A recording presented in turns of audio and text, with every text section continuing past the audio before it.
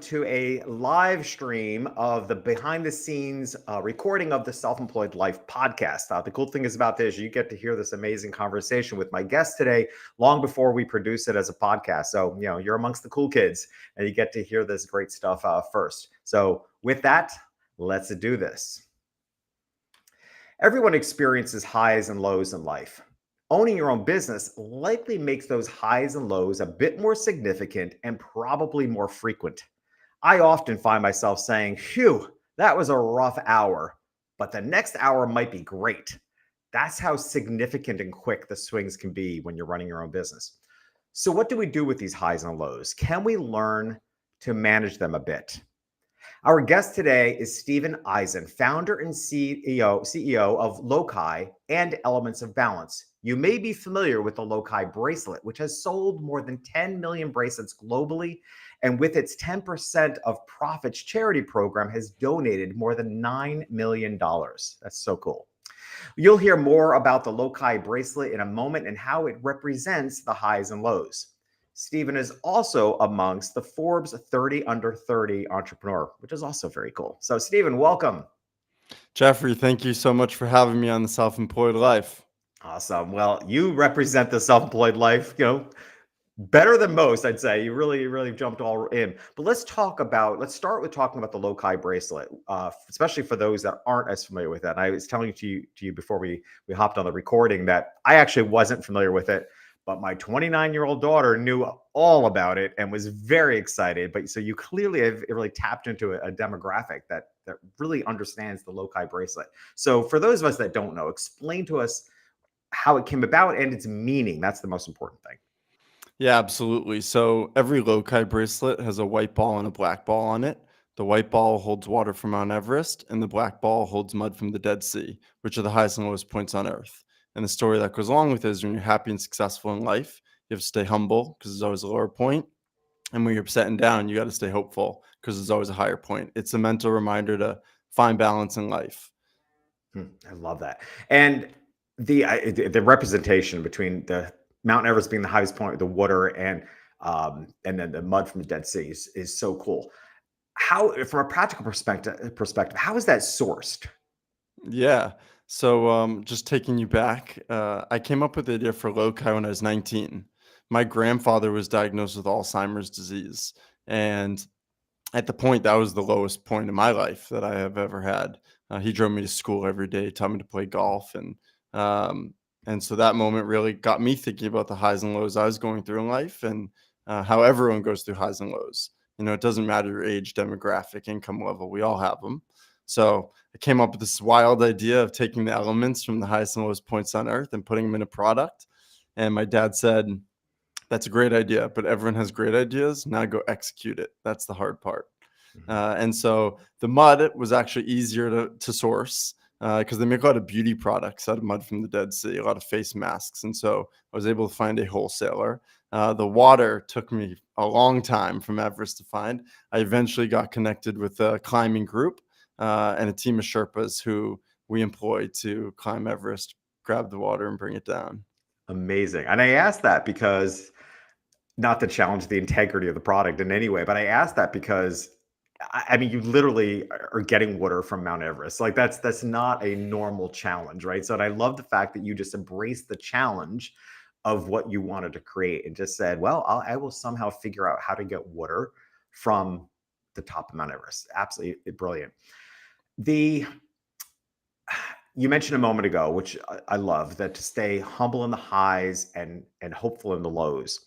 And you speak about balance a lot. And I think, more current company, Elements of Balance, is a drink company, also about balance. So I'm kind of curious, how do you define balance? That's a great question. I think a big misconception with the word balance, people think balance means average. To me, balance means you're excelling at all different parts of your life. Always since I was young, I never wanted to be the one getting great grades, but not great at sports, or vice versa, or having hobbies outside of school. I kind of always wanted to be good at all different things. And now that's the theme of my life as well as my businesses. balancing my family, fitness, work. I have two little boys now. Mm. And so, yeah, that's just been a theme now that I've embraced. I asked that because you're right. I think there's a lot of misperception about balance and uh, average, as you had said, but I also think a lot of people think of balance as being equal. Right? So if we think about the definition of balance, like on a scale, if you have the old traditional scale with the weights on each side, balance would mean equal.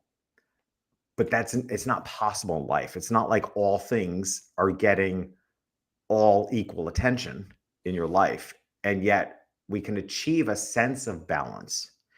And I guess I'm asking also with like what do you think helps us achieve the sense of balance? If all things aren't equal, some things are getting more attention than other things, so there's not equality amongst the things.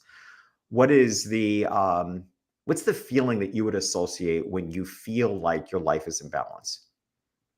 Filling the cup of the thing that makes me um, excited to be alive. Yeah. Yeah, as I'm asking you the question, I'm asking myself the question. I'm thinking it's a sense of harmony, right? And I Hmm. think harmony is actually a really great word for this representation because harmony doesn't imply equal, but it does imply things working well together. And that to Totally. me, right, when I think of moments of when, everything feels like it's balanced, it's because the different things unequal to one another, but they're harmonizing, sort of like an orchestra or something. They're coming together in a comfortable way. And just to add to that, when I work out, I feel the most imbalance, and that makes me the best father, the best CEO and leader. And so they add to each other. It's not that one takes away time from the other. That's a great comparison for that.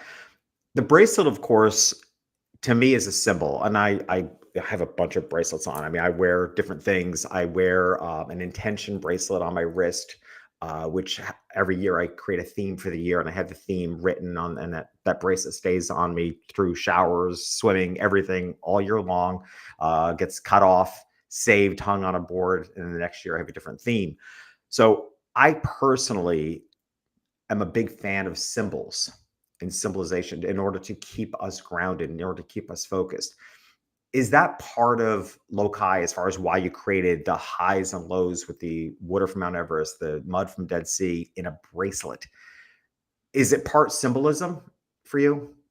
It's all symbolism, Mhm. right? We don't promise to do anything to you physically. It's all about that symbol, and wanted to make it a bracelet because it could be something like you just said that you wear every single day, whether you're working out, working, sleeping, all the time.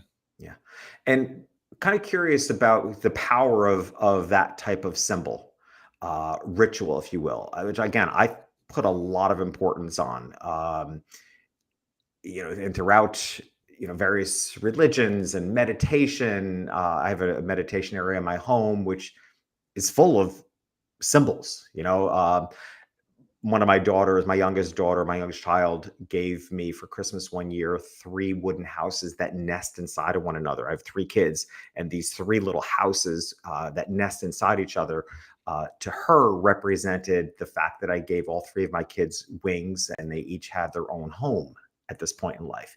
And that is on my meditation area as my own family symbol, like my It's representation of my beautiful. journey as a father, that I actually gave my kids the independence to have their own homes. And it was a beautiful thought on her part, and it's an important symbol to me. Kind of curious what, if you've heard from other people, like what has been the power of wearing a Lokai bracelet as you've heard it from some of your fans?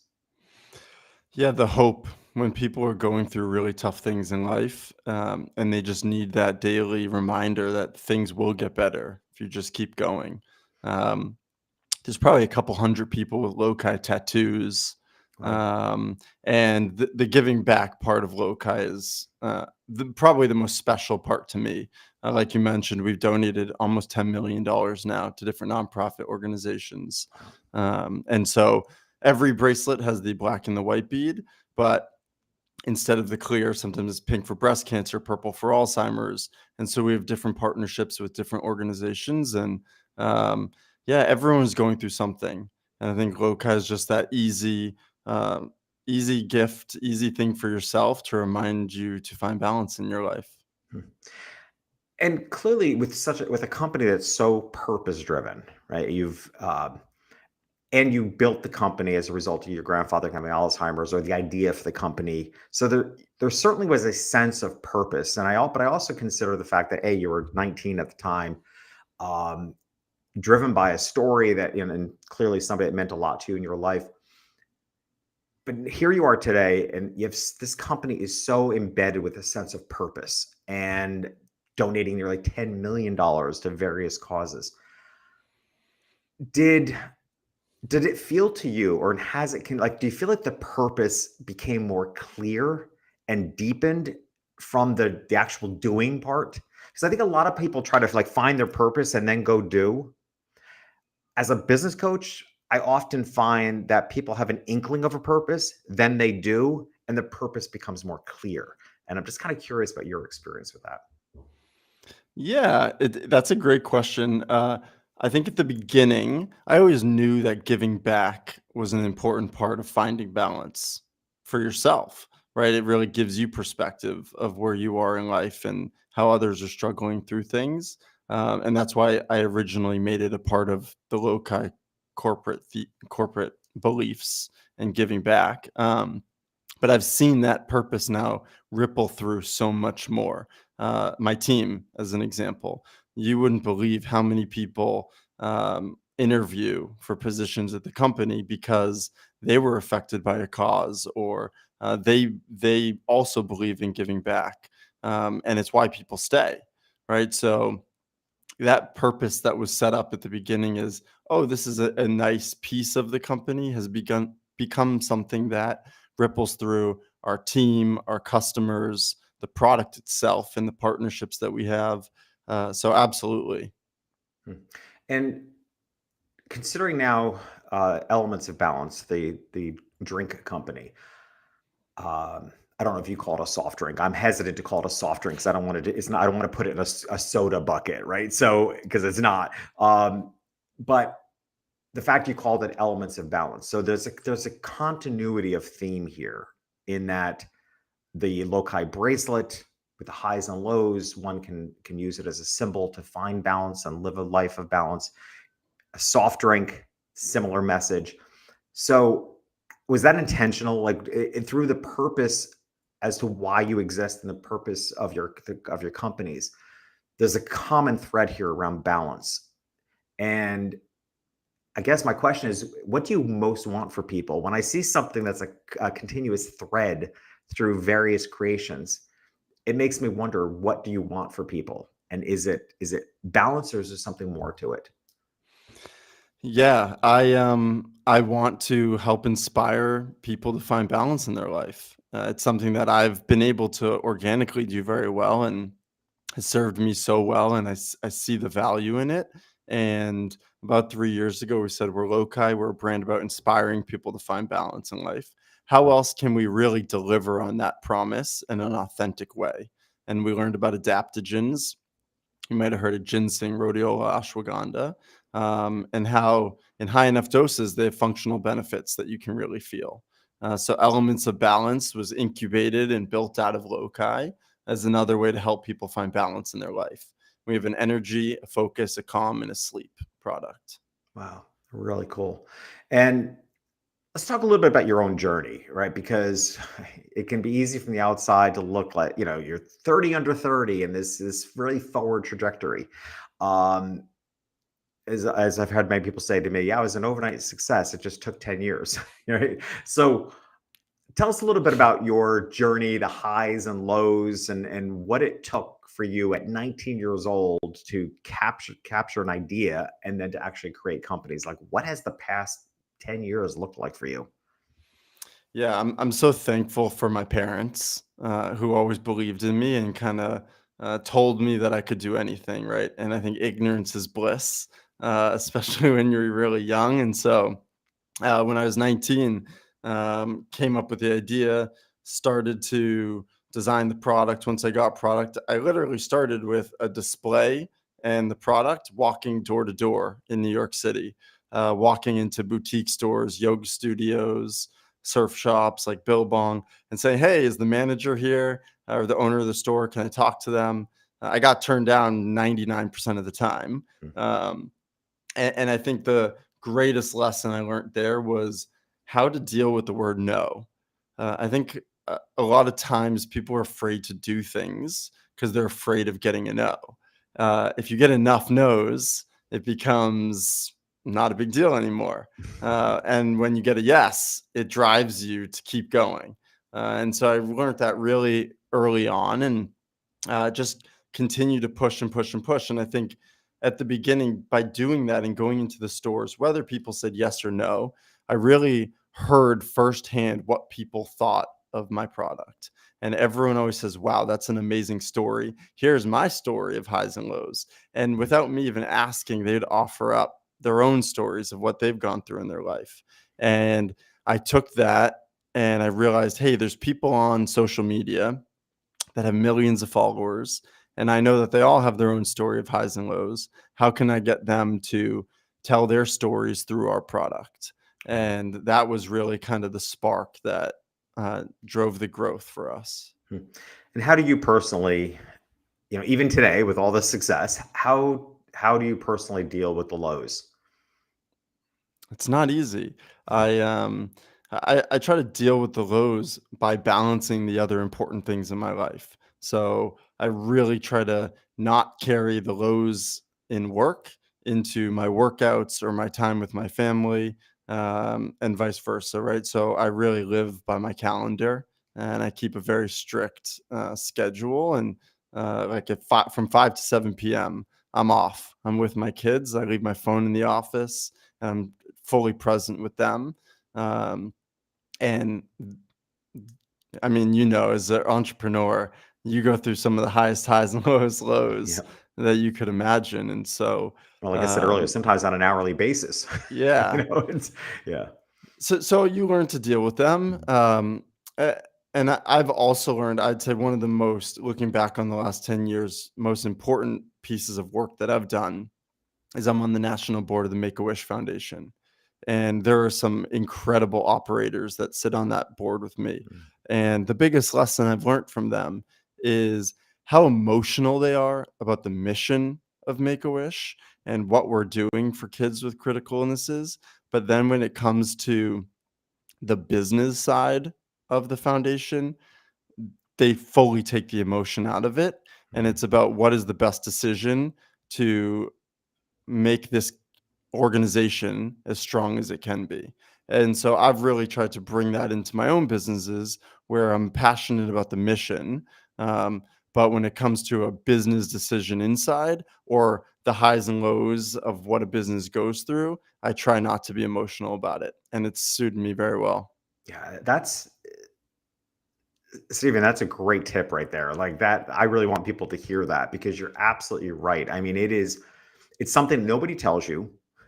But I actually 100% agree with you. If you have the deeper your passion is for your mission, there is a way in which you have to be able to detach yourself from that in order to run the business, in order to fulfill the mission. Because if you just stay as emotionally wrapped up in the business experience as you are in the mission, you just can't function. It's going to bring you way too high, way too low, tripping over your own feet. That right there is some of the most solid business advice I think that someone can say. And I love the fact it's coming from, someone of your age and not some 60-year-old guru, right? I love the fact because it's so real, and that, gosh, I absolutely love that you said that. I have not been able to get that point across as clearly to my own coaching clients, that there's a way in which, like I said, your purpose, your mission, you're emotional about it, you're passionate about it, and you should be. And there's a way in which you have to detach yourself from that, and in order to move yourself forward so that you can get bigger reach on that purpose and mission. I love that. So I'm curious today, with the level of success that you have achieved and created, what's that like? I mean, let's face it, there's a lot of people, we can suffer from a fear of success. and you're young. And I just wonder, I mean, do you worry about that slipping away? Do you worry about one thing that super impresses me about you is that you came up with elements of balance. Like you weren't a one-hit wonder with Lokai, that you actually stayed on mission, now created another brand. Do you worry about your ability to keep that up? Do you Tell me a little bit about your fears at this point of success? Yeah, it might sound a little crazy, but the way I live my life is thinking about my last day on earth and looking back at my life and what I'm proud of, what I regret, and what I wish I did more or less of. And I try to live every day um, throughout that lens. And so for me, it's all about growth and learning and trying new things on the business side. And so for me, I think I'm a true entrepreneur through and through. And uh, after elements, I'm sure there'll be another thing that I try to start. And listen, I'm sure I'll have a failure. It would be impossible to not, or else I wouldn't be pushing myself hard enough and trying things out of my comfort zone. And so I don't really look at it as what's a fear for me. I just want to make sure. I think my biggest fear is not not pushing myself and not achieving my potential. Hmm. How clear are you on where you're going? And I asked that, well, I'll tell you why I ask it afterwards, but I'm just kind of curious because especially with your ability to create the next thing, like is the next thing already in mind, or are you so clear on where you're going, or are you just more confident in your ability to figure it out when you get there? A bit of both. Hmm. I think within the businesses that I operate, having a more 3 to 5 year vision has been critical, right? Knowing where you want to go helps you make the decisions today to get to that point versus just thinking 12 months out. And I think that just comes with experience from running businesses for a decade. Um, what's next after elements? I have no idea.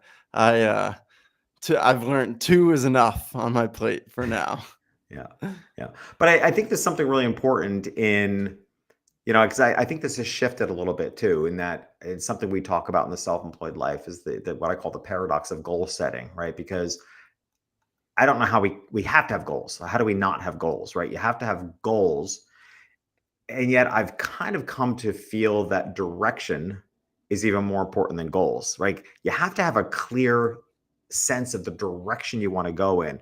I find it harder today to know exactly how you're going to get there because anything can come along, not necessarily something bad. It could be an opportunity or it could be a shift in technology. I mean, look at all the attention, AI is getting right now, which it's a much bigger conversation now than it was even 6 months ago or even 2 months ago. Right. Mhm. So, I, th- you know, what is your sense of that? Like, how does goal setting for you? Mentioned you have a 3 to 5 year plan. Do you feel that you're clear on your goals, or do you just feel like you're so confident in your direction? Like, what does it feel like, especially within the company? Yeah, and I want to actually take it outside of the companies. Every year on my birthday, I have a journal. I use a journal, and I set goals in the personal area, the fitness area, the business area, and I think over the years I've done it every single year. And over the years, I've actually learned less goals are better and you'll hit them if you have less. So I try to do one, maybe two for each area of my life, and then track how I'm going to achieve that throughout the year. And some of them ladder up to 3 or 4 or 5 year goals. Some are just, hey, this year I really want to focus on one thing, which is very similar to the My Intent bracelet that you Mhm. you were talking about. Yeah. I love the fact you do it on your birthday. I think that's a great Mhm. tip, right? Because everybody else does it at the end of the year. It's such a tradition. But I love the fact you do it on your birthday because I think simply breaking a pattern of society can really help you own your goal. And I'm like you. We're very clear with our students in our business institute and my coaching clients. I say you can't have. I won't let you have more than 3 goals for your business for the year. Like, you have your personal goals, what have you, but first of all, I think it's important that people understand the difference between goals and projects. Much of what people call a goal is actually a project.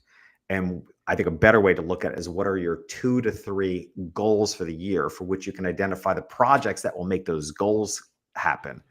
But you have to, I think any more than 2 to 3 goals for a business is biting off more than you can focus on. So I I agree with you agree. on that. Yeah. And what, just like, where do you, I said, not just in the creation of the next company, but what do you see? I mean, you clearly have kept momentum of Lokai going for what, 10 years now for Yeah, Lokai? this June Yeah, will be our 10th birthday.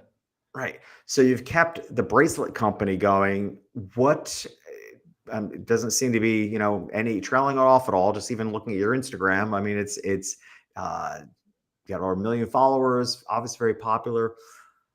Where do you see, what is your direction? Like, where do you see the direction of this, your purpose around balance? Any sense of what you can imagine? Yeah, I think years ago, when I thought about where Lokai could go, I think I went wide with it. Oh, here are all the different products we can make. This is all the different stuff we could do. And it's over the last year or two, it's actually gone the opposite direction. It's actually gone more narrow. How do we focus on the core product that we know people love? And how do we tell more people about that? And really deliver on inspiring people to find balance throughout their lives. Hmm. I think it raises a good point. I hadn't really thought about it, because I hadn't really thought about the fact that you stuck to your core product. A lot of companies would take the idea of highs and lows, the water and the mud, and they, next thing you know, they're, I don't know, making T-shirts, or they're trying to branch off into all these different products. But driven by your mission and your purpose, you've kind of stuck to the core message. And instead of expanding on that, the core message of balance you brought into your second company. We'll see where you go with it, with that. But that's an interesting lesson. Well, Steven, you're fascinating. I've been totally intrigued by finding out more about you and Lokai, the challenge of sourcing water from Mount Everest. And I said, I love the fact that when you started a company, you didn't take the easy way. You had an idea and you stuck with it to make it happen. So very well done. So thank you for sharing with us. Before I let you go, though, I do want to know, what's one thing about you that says everything about you? Might sound cliche, but my family. Number one priority always. It's my legacy. It's what I do everything for. And it's the example I want to lead for them as they grow. Wow, that's awesome. So tell us, of course, how we can find out more about Lokai, Elements of Balance, you, for people that want to dig into your life even more. What's the best way to reach out? Yeah, Lokai is just LOKAI.com. And then you can find me on Instagram at Steven Izen and Lokai at Live Lokai. Awesome. Well, we'll make sure all those links are available on our show notes as well, which you can get at jeffreyshaw.com/podcast. We'll make sure all the links are there for you. Steven, thank you so much for being here. It's really been inspiring. Your whole story is inspiring. So thank you. And thank you for sharing what I see is just real entrepreneurial experiences, kind of from the trenches, the real stuff. I think you've given us real gold today. So thank you for that. Thanks, Jeffrey. And remember, you might be in business for yourself, but you are not in business by yourself. Be your best self, be proud, and keep changing the world.